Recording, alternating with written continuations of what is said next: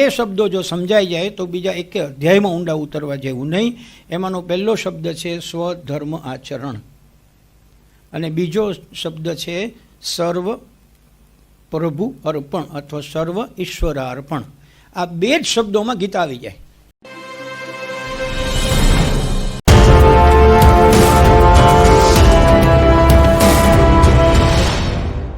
આપણે કર્મ સંન્યાસ યોગના બીજા ચરણમાં એટલે કે બીજા સત્રમાં પ્રવેશી રહ્યા છીએ. મારે આજની શરૂઆત જે કરવી છે તે સામાન્ય રીતે એક નાના રિવિઝનથી કરવી છે, જેથી કરીને once again we may come back to the point અને ત્યાંથી પછી આગળની વાત કરીએ. બહુ પરિચિત વાત છે એટલે એના વિશે મારે વધુ સમય લેવાની આવશ્યકતા નથી. આપણને ખ્યાલ છે કર્મ સંન્યાસ યોગના 29 શ્લોક એ 4 ભાગમાં વહેંચાયેલા છે.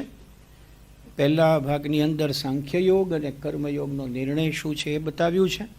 7 થી 12માં સાંખ્ય યોગ અને કર્મયોગીના લક્ષણો અને એનો મહિમા છે.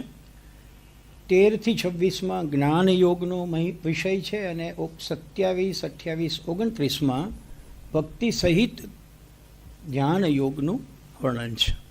હવે આમ જો વિચારશું તો ખ્યાલ આવશે કે આમાં સાંખ્ય યોગ છે, કર્મયોગ છે, જ્ઞાન યોગ છે, ધ્યાન યોગ છે.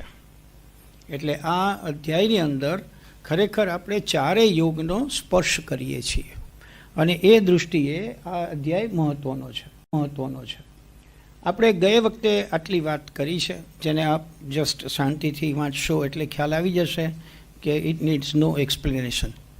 આપણે એવું જાણ્યું હતું કે કર્મ સંન્યાસ યોગનો સાર બહુ સીધો ને સટ છે અને એ સાર આપણી સમક્ષ અહીંયા મૂક્યો છે.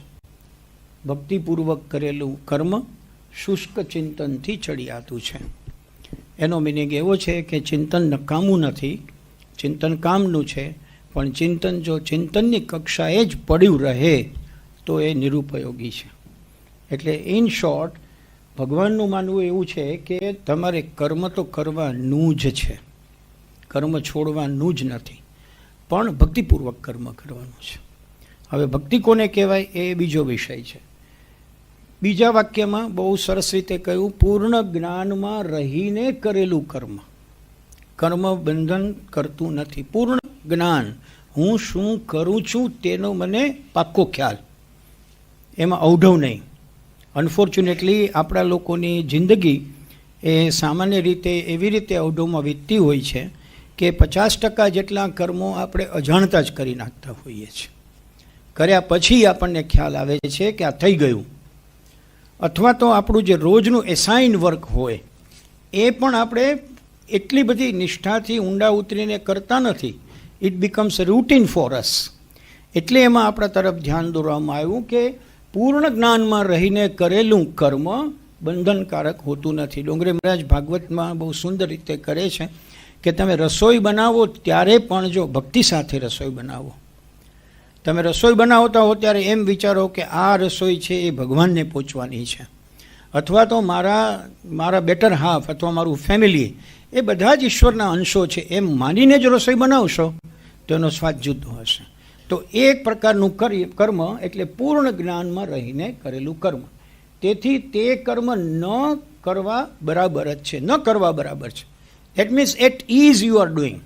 સચિનને તમે 50મા મેચમાં રમતો જુઓ કે વિરાટ કોહલીને ક્રાઇસિસમાં રમતો જુઓ તો એ એકદમ ટેન્શન વગર રમતા હોય, એ સહજ કર્મ થઈ ગયું. કર્મ કરે છે એ ખબર જ ના પડે. અહીંયા એક વિજ્ઞાનનો કોન્સેપ્ટ પણ ભેગો જોડવો જોઈએ કે રિફ્લેક્શન એક્શન આપણે લોકો શીખ્યા છીએ. આપણા ઘણા બધા એવા કાર્યો છે કે જેની પછી બુદ્ધિને ખબર પડે છે, એને પરાવર્તિક ક્રિયા કહેવાય છે. પહેલાં આપણા અંગો કામ કરી લે છે અને કરી લીધા પછી ઉપર મેસેજ જાય છે.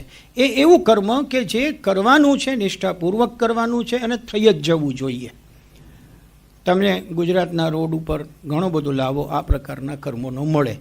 તમે સ્કૂટર ચલાવતા હો તો તમારું સ્કૂટર એક્ટિવાને એની વડે બ્રેક લાગી જાય, પછી બુદ્ધિ એમ કે અહીંયા ખાડો હતો.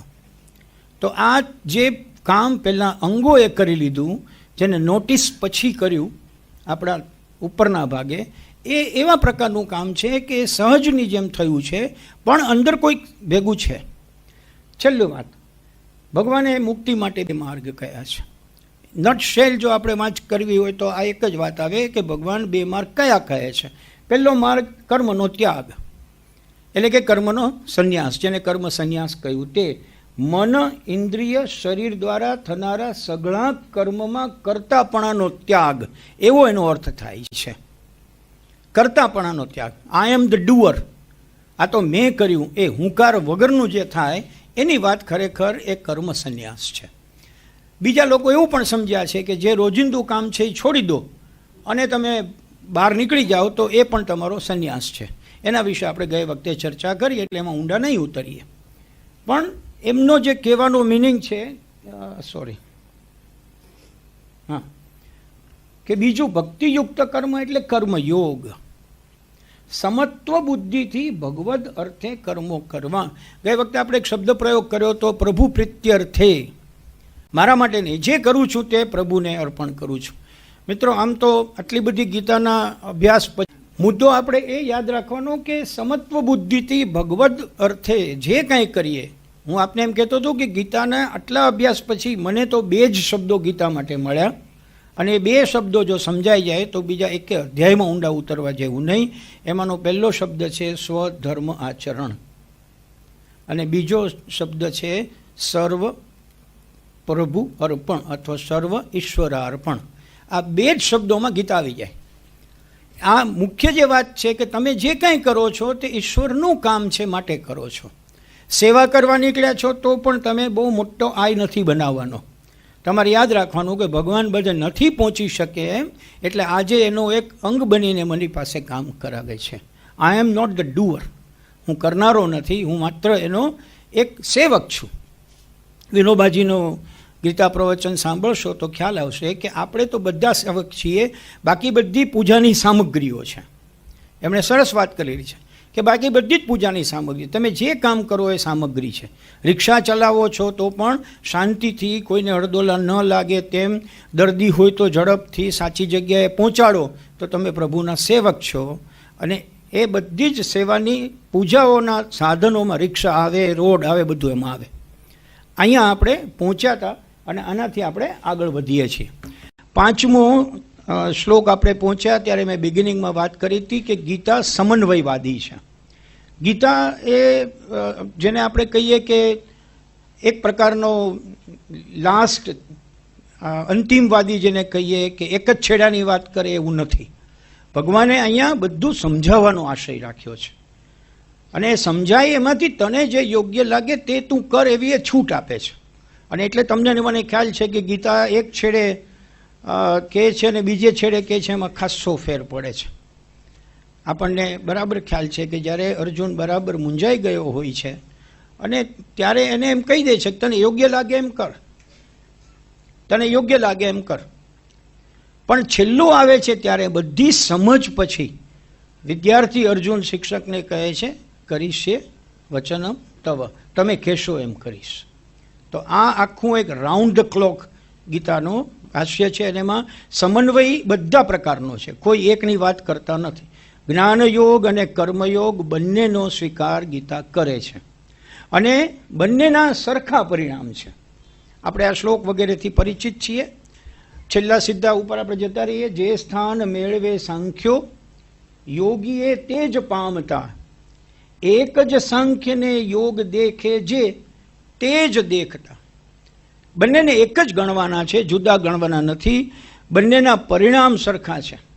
અહીંયા બહુ સુંદર વાત કરી છે કે બુદ્ધિ પ્રધાન લોકો હશે એ જ્ઞાન યોગ તરફ વળશે, જેને કૃતિ પ્રધાન કહીએ, કર્તવ્ય પ્રધાન લોકો હશે એ કર્મયોગ તરફ વળશે, પણ લાગણી પ્રધાન, હૃદય પ્રધાન લોકો હશે એ ભક્તિ યોગ તરફ વળશે. અને ભગવાને સમિંગ અપ એવું કર્યું છે કે બધા જ પ્રકારના લોકો છે એ અંતે તો એની દિશા ભગવાન તરફની દિશા છે. નેક્સ્ટ શ્લોકમાં છઠ્ઠામાં આપણે જઈએ. ક્લિયર આપણને સમજાવેલું છે જે આપણે વાત કરી ચૂક્યા છીએ. સાંખ્ય યોગ જોઈની જો વાત કરો તો એમાં સમજણની વિશેષતા છે. તમે બીજો અધ્યાય સાંખ્ય યોગ જોયો, એમાં સમજૂતી ઘણા લોકો મને કહેતા હતા કે અઘરો શ્લોક અધ્યાય લાગ્યો. એનું કારણ એ કે એ સમજણની વિશેષતાવાળી સાંખ્યયોગની વાત છે. જ્યાં સમજણ આવે ત્યાં બુદ્ધિનો વિષય આવે, અને જ્યાં બુદ્ધિનો વિષય આવે ત્યાં તાર્કિક વાત વધુ આવે, અને તાર્કિક વાત જેટલી વધુ આવે એટલે એ ઝડપથી આપણામાં સ્થિર ન થાય. કારણ કે આપણું મન એવું રાખ્યું છે કે કોઈ એક તર્ક ઉપર એ બેસી જતું નથી. તર્ક ઉપર તર્ક આવ્યા કરે છે, અને એમાંથી જ જીવન ચાલે છે. એક તર્ક ઉપર આપણે કન્ફાઇન થઈ જઈએ તો બહુ સ્ટેગ્નસી આવી જાય, આપણે સ્ટેગ્નન્ટ થઈ જઈએ. એટલે સાંખ્ય યોગ આપણને મુખ્ય મુશ્કેલી ઊભી કરે છે તે આ કરે છે, કારણ કે એનો સીધો સંબંધ સમજણ, બુદ્ધિ, તર્ક વગેરે સાથે છે. પણ આપણે જો કર્મયોગની વાત કરીએ, જેમાં વોટ યુ આર ડુઈંગ, આપણે શિક્ષણમાં કહીએ છીએ કે તમે કરાવો અને શીખવું. Let them do something and learn something. Aristotle એમ કહ્યું હતું કે I don't teach them, I create an environment in which they feel that we are learning. Learning process થવી જોઈએ, ટીચિંગ પ્રોસેસ નહીં. તો એ પણ તમે જુઓ તો ગીતાનો આ જ ભાવ છે.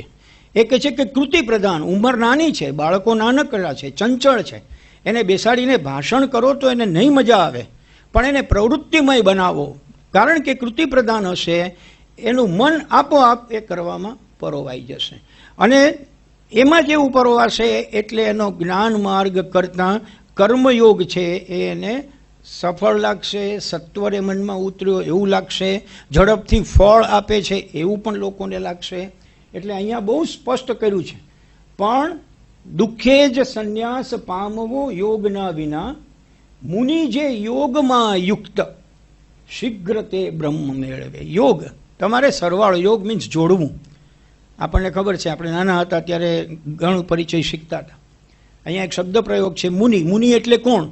વિશિષ્ટ નથી. ગીતાની દ્રષ્ટિએ સાદો અર્થ જે મનન કરે છે તે મુનિ છે. મનન કરવું એટલે થઈ ગયેલું અથવા થવા માટે નિર્માણ કરેલું કાર્ય કરતાં પહેલાં વિચારવું, કેમ કરશું, થશું તો શું થશે. રોટરી ક્લબના 4 ક્વેશ્ચન હોય છે, એ 4 ક્વેશ્ચન વિચારવા. હું કરું છું તે સાચું છે. નંબર 2, હું જે કરીશ તે છેલ્લે સુધી સારા ફળ આપશે. નંબર 3, એમાં કોઈ નિસ્બત કન્સર્ન રહેલી છે. અને નંબર 4, હું જે કાંઈ કરીશ તેનાથી ઈશ્વરને રાજીપો થશે. એને એમ લાગશે કે મેં એનું થોડું કામ કર્યું છે. તમને ખ્યાલ છે જે રોટરીમાં હશે એને ખ્યાલ છે કે 4-way ટેસ્ટ આવે છે, અને એ લોકોનું ધ્યાન મંત્ર છે. તો એ ધ્યાન મંત્ર ખરેખર આ છે. મુનિ કોણ છે? આ 4ને ફોલો કરે તે. શેનું મનન કરવાનું છે? તત્વનું કરવાનું, પરમેશ્વરનું કરવાનું, આત્મકલ્યાણનું કરવાનું, અને પછી લોક કલ્યાણનું કરવાનું. આ વાત સમજવી એટલા માટે મિત્રો જરૂરી છે કે આપણે કલ્યાણ એટલે અટકી જતા હોઈએ છીએ. વી બિલીવ કલ્યાણ એટલે મારું. ના, કલ્યાણની વાત કરવાની પણ એ છેલ્લી આવશે. લોક કલ્યાણમાં આપણે જઈએ તો પહેલું આપણું કલ્યાણ શરૂ થાય. એટલે મનન તત્વનું કરવાનું, પરમેશ્વરનું કરવાનું, આત્મકલ્યાણનું કરવાનું, અને પછી લોક કલ્યાણનું કરવાનું. એવું જે મનન કરે એને મુનિ કહેવાય. એટલે મુનિની વ્યાખ્યા આપણી સમક્ષ સ્પષ્ટ આવી ગઈ.